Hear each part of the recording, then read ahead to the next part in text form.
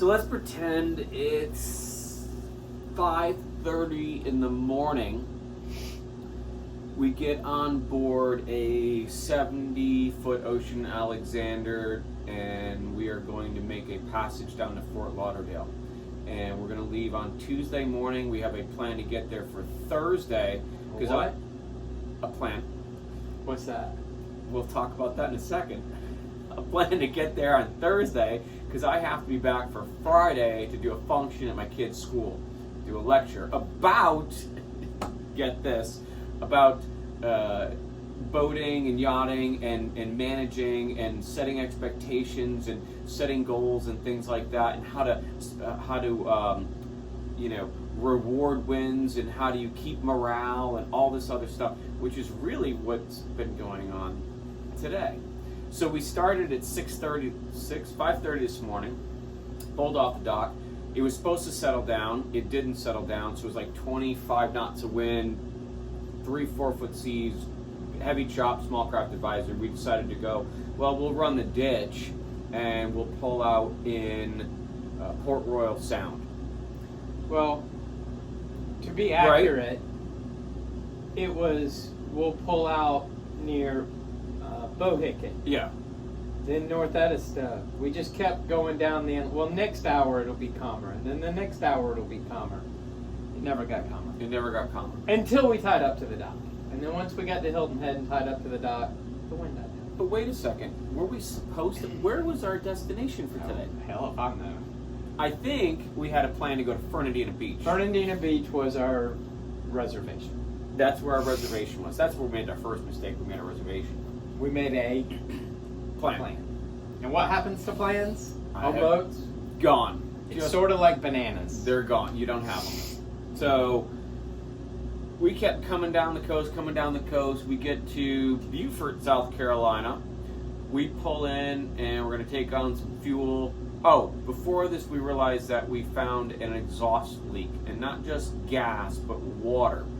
And this is a pod boat, and so we have an 8-inch exhaust, which is pouring water out into the engine room. And this is all below the water line, so you can imagine what an 8-inch hole in the bottom of your boat will do if it lets go.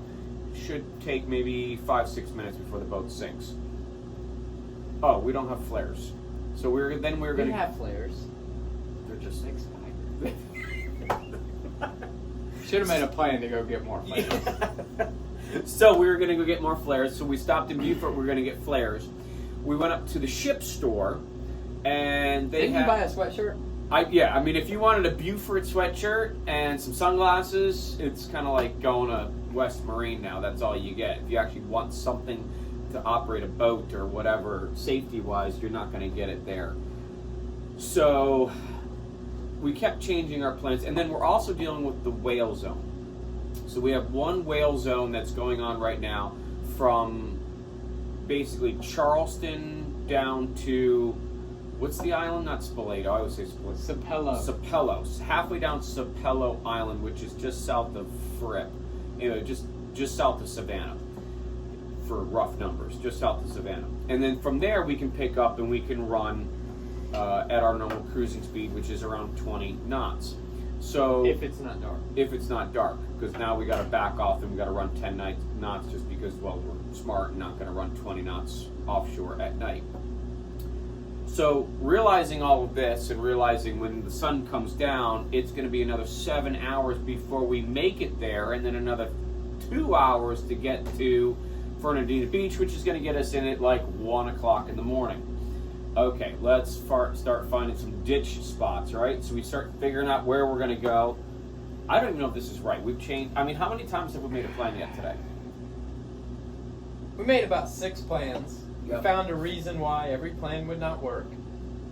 And whether it was and fuel. the bad thing about the day was prudent skippers know the intercoastal waterway where we're traveling quite well, so we passed a lot of boats today. And several of them we passed as they were hard aground. Yep.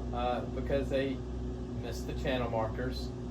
And we'll talk about that later. That's a whole nother topic as to how we need to get our navigational software packages, our navigational packages to update to the true changes in the Intercoastal Waterway.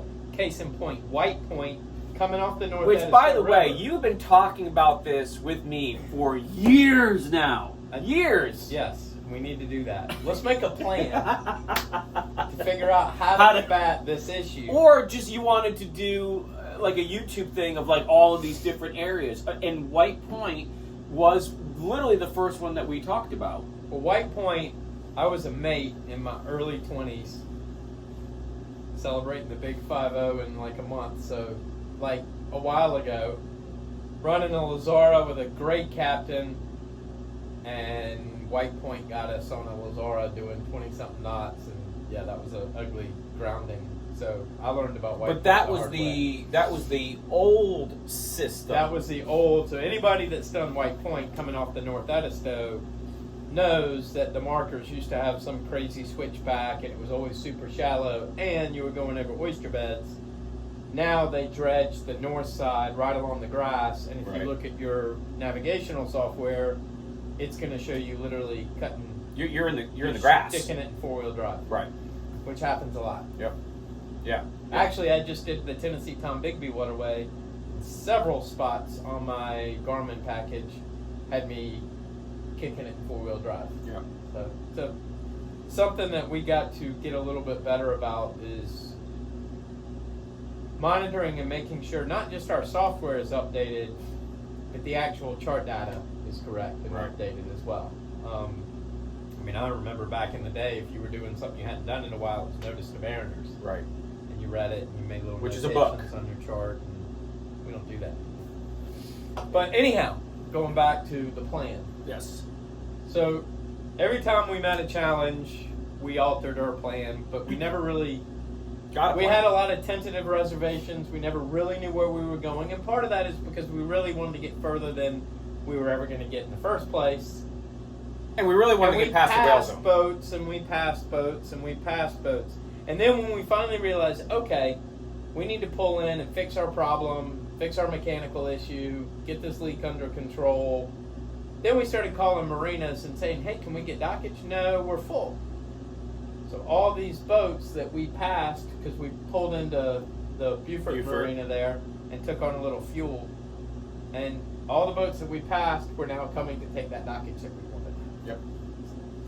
And things were getting a little hairy. I mean, we were like, well, we're gonna go offshore. But then we realized that was our game plan, right? At when we left Beaufort, weren't we gonna poke out and just see how it was, and then Yeah, but then we realized the water intrusion into the boat was just too much. right. And the thing about a water intrusion is, if you know it's not going to get any better, you can roll the dice. But when you have a water intrusion where it could potentially turn catastrophic, that's when you don't want to go offshore. That's when At night with no updated flares. Well, I'm not. Yes, correct. But if you've ever shot off a cheap little flare, that 5 seconds of pew pew is not really what you're worried about. That water's cold. It was cold today. It was cold. I didn't wanna get in Cold the life and raft. windy, and looking at it, prudence says like it's just not worth it, right? You've got 1 strike, 2 strike, 3 strike against you. I think what makes a good captain, whether you're an owner that runs your own boat, or you're a ballsy captain that's got 6 transatlantics and done the Panama Canal or whatever, is knowing when it's just time to dial it back a little bit. I know in my younger years there were a lot of occasions, especially when I ran sport fish boats and we were fishing, where we threw caution to the wind. Yeah. And because we wanted to achieve something, and on several of my occasions I can remember back didn't go so well. And I mean, they weren't catastrophic situations, but they were dangerous situations. And as we get older and the vessels that we operate get more expensive, I think you get to a point where you're like, yeah, at the end of the day, what do we want to do? Do we want to hit that deadline where we told the guy probably Thursday at 4 o'clock? Or do we want to pull in and everything's fixed, everything's right, and no damage is done? Also, why we don't book any flights or any return trips until like 12 hours before we know we're going to get Yeah, there. but we were like 2 days away from leaving Charleston. You're like, have you booked our flight yet? I'm like, no, because that's catastrophic. You book flights 2 hours before you even depart, you will never make it. Well, part of it was we're just getting over the government shutdown. There was a lot of planes that had canceled, and I said to you, I said, well, we can certainly rent a car and go. But so we ended up in Hilton Head today. Yes. Not where we were going to be, nowhere close to where we thought we were going to 60 go. miles shy of our plan. 60 miles shy of our plan. And now the truck will be here at noon tomorrow with parts that hopefully by the end of the day tomorrow we're sea trialing to make sure everything's done, everything's right. And then we'll take a very light pencil and try to make a new Plan. Yeah. So I'll show you the repair.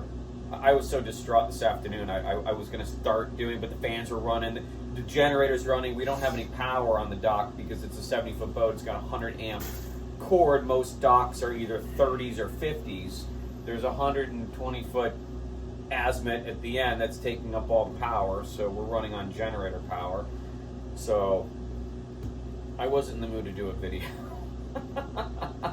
I'm usually not in the mood to do your videos. I know, but I make I you join in. I make you do them. I'm doing it. Yeah. Alright, are we done yet? You did pretty well. Oh, thank you. I mean, I didn't bother you at all today. Did I? No. I barely even I'm did a always walk. worried that when I'm with you, there's a camera on me, and I just don't even know it. No, I always tell you that. Because I have to make you usually put your pants on first.